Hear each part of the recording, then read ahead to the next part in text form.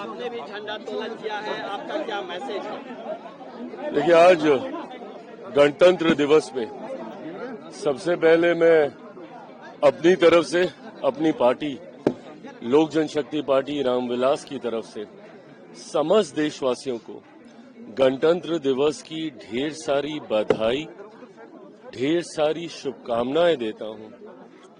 आज का ये वो दिन है जब हमें इस बात के संकल्प को दोहराने की जरूरत है कि देश न किसी जाति के आधार पर, न किसी धर्म के आधार पर देश चलेगा तो सिर्फ और सिर्फ संविधान के आधार पर।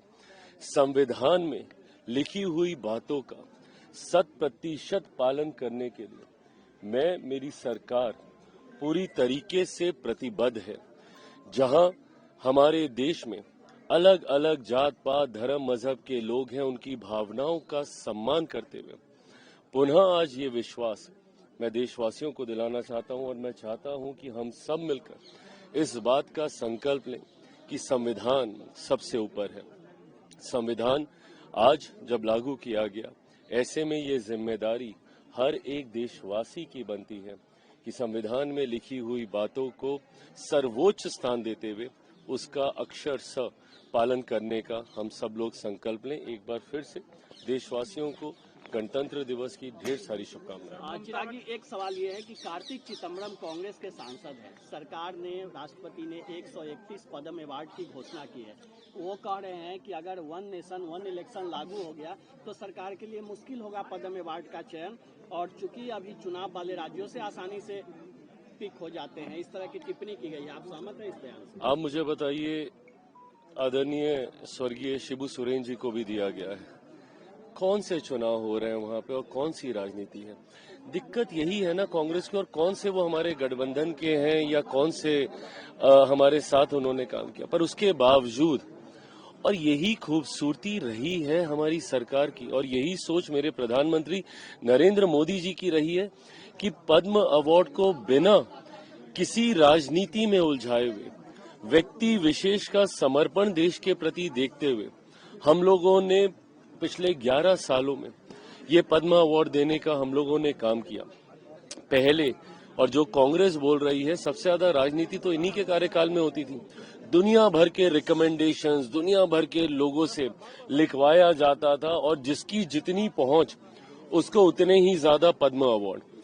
पर आज की तारीख में जिस तरीके से इस पूरी व्यवस्था को पारदर्शी किया गया है, जिस तरीके से एब्सोल्यूट ट्रांसपेरेंसी के साथ चुन चुनकर गांव देहात में रहने वाले ऐसे महिला पुरुषों तक को दिया गया है जिनका जिक्र कभी राष्ट्रीय पटल पर हुआ ही नहीं है, तो ऐसे में ये सोच कांग्रेस की रही है। इसीलिए कांग्रेस के नेता इस बात को लेकर चिंतित हो रहे हैं।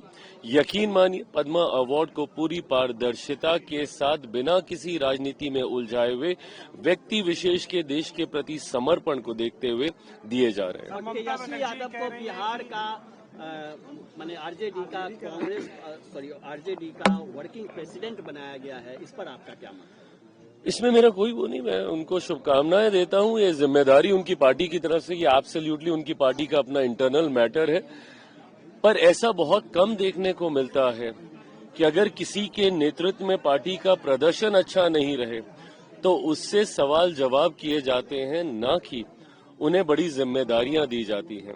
पिछला पूरा बिहार का चुनाव और पूरा तथाकथित इंडिया अलायंस एकजुटता में तेजस्वी जी के नेतृत्व में ही चुनाव लड़ रहा था, और मुझे लगता है कि उनको एक ऐतिहासिक करारी हार इसमें मिली है।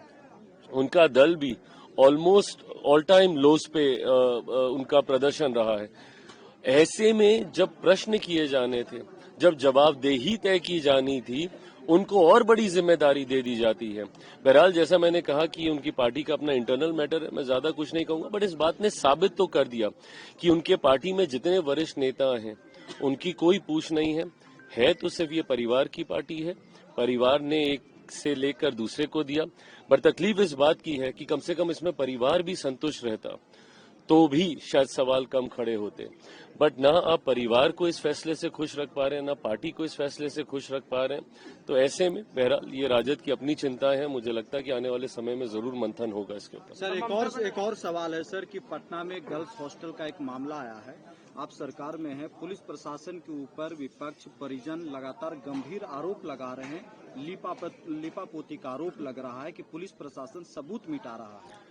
पहले तो मैं इस बात का विश्वास दिलाता हूं कि कतई कोई लीपापोती, और बल्कि ये उन उदाहरणों में से रहेगा जिसमें सुनिश्चित किया जाएगा कि ऐसे प्रेसिडेंट सेट हों कि कम से कम ऐसी जगहों पे जहां पे माता पिता पूरे विश्वास से अपने बच्चों को उज्जवल भविष्य की सोच के साथ भेजने का काम करते हैं, भविष्य में कम से कम ऐसी घटनाएं ना हो। ये यकीन मानिए कि बिहार सरकार पूरी ईमानदारी और पूरी तत्परता के साथ इस बात को सुनिश्चित कर रही है, और जिन सबूतों को मिटाने का काम किया जा रहा है बल्कि उन सबूतों को इकट्ठा करके सुनिश्चित किया जा रहा है कि आरोपी किसी भी वजह से छूटने ना पाए। बिहार सरकार, गृह मंत्री सम्राट जी से भी मेरी इस विषय को लेकर मेरी बातचीत हुई है, निरंतरता में हो रही है। ये विश्वास परिवार को भी, जब मेरी पार्टी का प्रतिनिधि मंडल हमारे बिहार सरकार के मंत्री संजय पासवान जी के नेतृत्व में जब उनसे मुलाकात करने गया, उस वक्त भी जो जानकारी हम लोग के समक्ष आई वो भी हम लोगों ने बिहार सरकार से साझा करने का हम लोगों ने काम किया। अंतोगत्वा ये विश्वास दिलाता हूं कि जो भी दोषी हो और जितने भी दोषी होंगे, किसी को बख्शा नहीं जाएगा, कड़ी से कड़ी सजा सबको मिलेगी। ममता बनर्जी कह रही हैं कि अपोजिशन को इलेक्शन कमीशन के लिए बुलडोज करके संविधान को खत्म किया जाएगा। आज गणतंत्र दिवस के दिन ये विश्वास मैं तमाम विपक्षी दल को दिलाना चाहता हूं कि मेरी सरकार और सरकार का नेतृत्व कर रहे मेरे प्रधानमंत्री, उनका शीश अगर सदन में आने के बाद सबसे पहले किसी के सामने झुका तो वो संविधान के सामने ही था। ये प्रण है मेरी सरकार का, ये संकल्प है मेरी सरकार का कि देश चलेगा तो सिर्फ और सिर्फ संविधान के आधार पर चलेगा।